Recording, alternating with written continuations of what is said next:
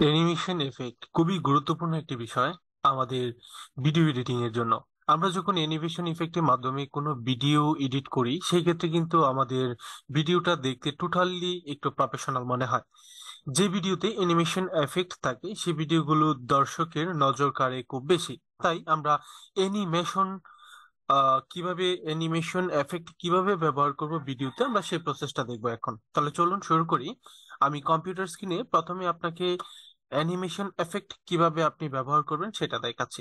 সেক্ষেত্রে আমি প্রথমে আমার টাইমলাইনে অনেকগুলো ভিডিও রেখে দিয়েছি এবং এখান থেকে যে কোনো একটা ভিডিও ব্যবহার করব এবং সেটার মধ্যে অ্যানিমেশন এফেক্ট কিভাবে কাজ করে সেটা একটু দেখানোর চেষ্টা করব। যদিও অ্যানিমেশন এফেক্টটা খুব ছোট্ট পরিসরে আমি একটু দেখাবো। এই যে এইখানে এখানে ব্যাপার হচ্ছে, আমি যদি ভিডিওটাকে একটু দেখাই আপনাকে, সেটা হচ্ছে একটা কার, সেটা খুব অল্প সময় ধরে সামনের দিকে এগিয়ে যাচ্ছে।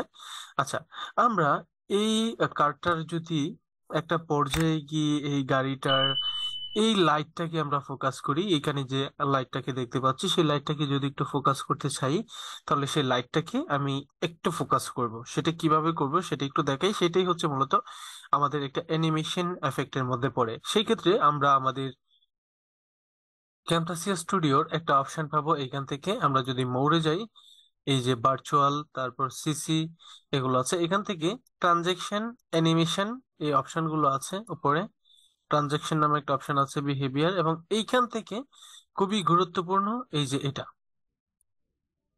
Visual effect. ভিজুয়াল ইফেক্ট খুবই খুবই খুবই গুরুত্বপূর্ণ একটা ব্যাপার। আমরা ভিজুয়াল ইফেক্ট নিয়ে আলোচনা করব, তবে অ্যানিমেশনটা একটু আগে দেখানোর চেষ্টা করি, তাহলে একটু ক্লিয়ার হয়ে যাবে। এই যে প্রথমে তো আমাদের অ্যানিমেশন নামে যে অপশনটা আছে, আমরা এই অপশনে ঢুকবো। আমি ভিডিওটা যদি একটু দেখি, আচ্ছা, এই ভিডিওটা শুরু হয়েছে।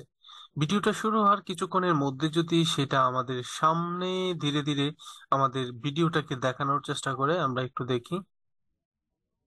ওকে, পরবর্তীতে সে আস্তে আস্তে এই জায়গাটাকে দেখাবে, পরবর্তীতে সে আরে একটু গভীর ভাবে দেখাবে, তাহলে কেমন হয়? তো সেইটাই। আচ্ছা, এবার একটু দেখি সেটা কতটুকু গভীর ভাবে হয়েছে। এবার আমি এটাকে একটু বড় করে দেই।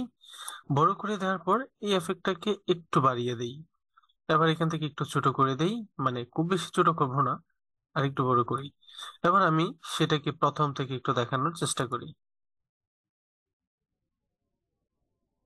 আচ্ছা, মানে আমাদের এই পর্যন্ত এসে চাকাগুলো কেমনে ঘুরতেছে আমি সেটা দেখানোর চেষ্টা করছি। ওকে, আচ্ছা, এবার এই বরাবর এসে এই পর্যন্ত এসে যদি আমরা এটাকে একটু আবার আগের মতো করে দিই, সেটা পিছিয়ে গেল। এবং সেটা কতটুকু সময়ের মধ্যে যাবে, একটু ধীরে ধীরে যাবে, আমি চাই সেটা ধীরে ধীরে যাক। তাহলে এবার আমরা একটু দেখি এখান থেকে সেটা কি করে যায়।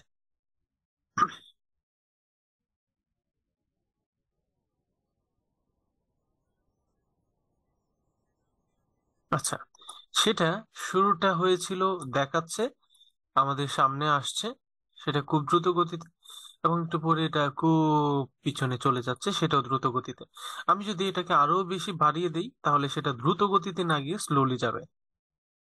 আচ্ছা, চলেন এবার একটু দেখে আসি সেটা। এই যে এবার কিন্তু সেটা খুব স্লোলি যাচ্ছে।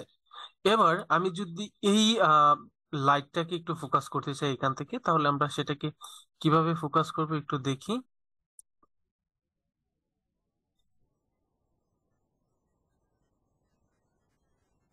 হুম, এবং এইভাবে আমাদের এই লাইটটাকে ফোকাস করব। তাই আমি এটাকে একটু বড় করে দেই।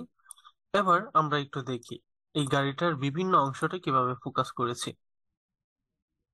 এই যে আমাদের স্টার্টিং এর দিক থেকে টোটাল গাড়িটা পরবর্তীতে পিছিয়ে গেছে। এবার আমাদের গাড়ির এই লাইটটাকে অনেক বেশি আকারে ফোকাস করা হয়েছে।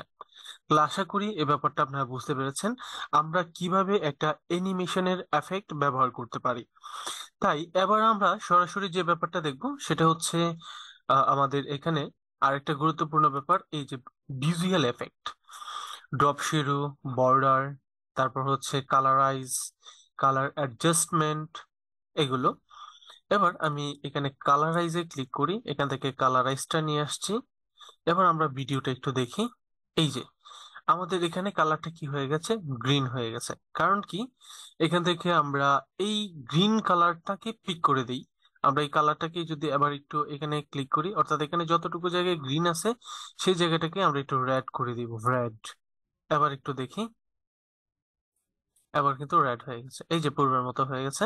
ইভেন এক একটা এক এক ইফেক্ট হয়েছে, এই যে একবার এবার গ্রিন হয়েছে, আবার শুরু থেকে দেখি, ফার্স্টে গ্রিন, পরেরটা দেখি একটু ধীরে ধীরে রেড, পরেরটা আবার গ্রিন। এবার আমরা এই জায়গায় এসে, সাপোজ এখন এই জায়গাটায় এসে আমরা এই কালারটা গ্রিন না করে আমরা এই কালারটাকে একটু ইউলো করব, ইউলো। এবার একটু দেখি সেটা কেমন দেখাবে, শুরু থেকে দেখেন।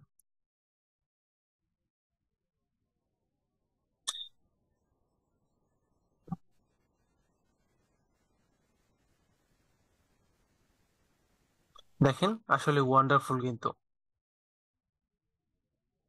এই যে দেখেন, এবার কিন্তু এটা রেড হয়ে গেছে, এবার এখান থেকে গ্রিন। এবার এখান থেকে রেড না হয়ে এই জায়গাটা আমরা গ্রিন না করে এটাকে একটু অন্য কালার করব। সেটা কি কালার, এটাতে অলরেডি এই যে এই পর্যায়ে এসে গ্রিন শুরু হয়েছে, দেন এই পর্যায়ে এসে ইউলো। আমরা এই জায়গায় সেই গ্রিনটার পাশাপাশি আরেকটা কালার দিয়ে দিতে পারি, যেটা শেষ হওয়ার পূর্বেই সেটা দেখাবে, সেটা দিয়ে দিলাম ব্ল্যাক। আচ্ছা, এবার আমরা একটু দেখি, এটা কিন্তু এখানে নতুন আবার অ্যাড হয়েছে। ওকে, চলুন এবার দেখি একটু।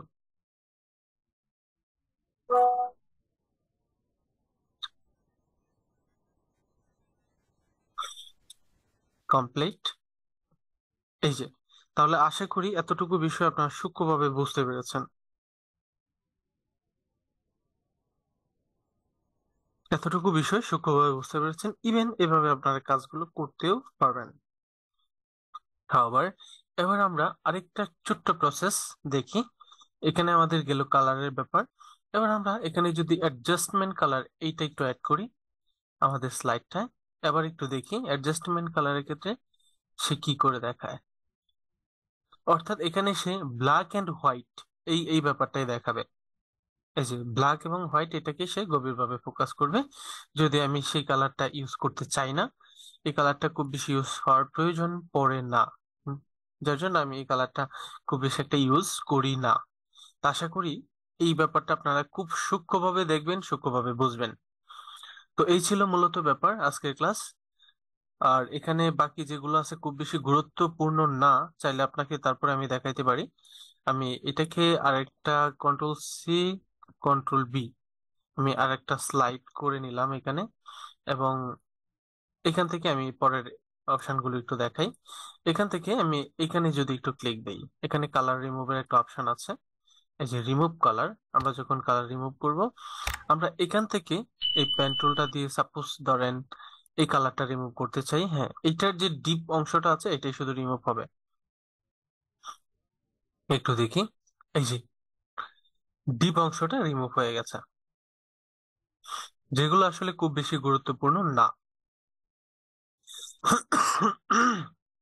সরি। যাই হোক, এবার আমরা স্পিডের ক্ষেত্রে যদি একটু যাই, আমরা এটাকে সিলেক্ট করে আমরা আমাদের স্পিডটা, অর্থাৎ সেখানে আমি চাইলে আমাদের ভিডিওর স্পিডটা একটু বাড়িয়ে দিতে পারবো। মানে স্পিডটা যত আমি বাড়াবো সেই ক্ষেত্রে আমার ভিডিওটা তত তাড়াতাড়ি শেষ হবে, হ্যাঁ। এখান থেকে আমরা কি করতে পারি, স্পিডটা করে দিতে পারি।